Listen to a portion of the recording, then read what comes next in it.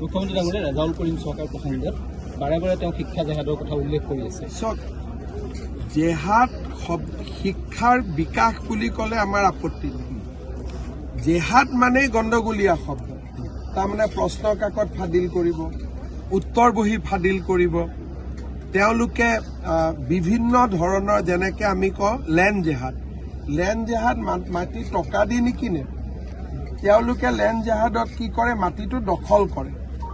তাৰপিছত আমি কওঁ ফাৰ্টিলাইজাৰ জেহাদত তেওঁলোকে কি কৰে যে অত্যাধিক মানৱ শৰীৰৰ বাবে যি ক্ষতিগ্ৰস্ত তেনেকুৱা সাৰ ব্যৱহাৰ কৰে।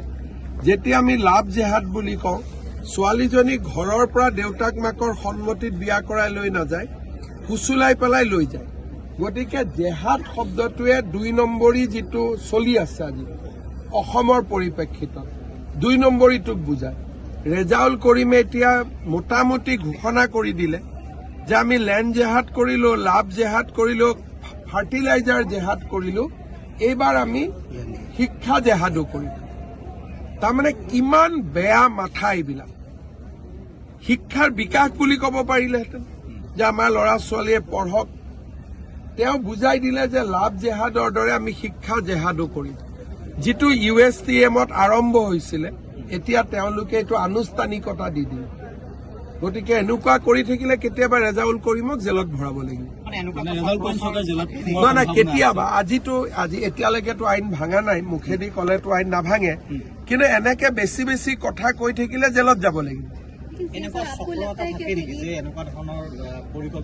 চক্ৰ নাই, মিয়া মুছলমানৰ একাংশই এনেকুৱাই কৰি থাকে। কম্পিউটাৰতো জেহাদ কৰি ৰাখি দিছে, ATMতো জেহাদ কৰি ৰাখি থৈ দিছে।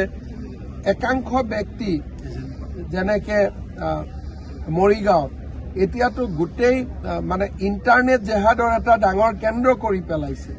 এইবিলাক চব ডকুমেণ্টেড ব্যৱস্থা হয়। একাংশ লোক এনেকুৱা আছেই, আৰু তেওঁলোকে অসমখনটো খাই পেলাব।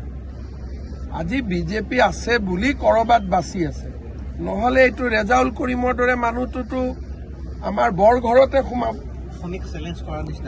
কি কৰিছে কি কৰা নাই বাকী আপোনালোকে টিভিত কওক, মোৰ মুখেদি উলিয়াই আকৌ ষ্টুডিঅ'ত বহি তেওঁক ছাপৰ্ট কৰি টক শ্ব' কৰিব, সেইটোতো কৰি লাভ নাই। মোক কোনো TRPৰ সামগ্ৰী নবনাব। যিখিনি কথা আপুনি কৈ আছে সেইখিনি কথা আপুনি ষ্টুডিঅ'ত কৈ দিব।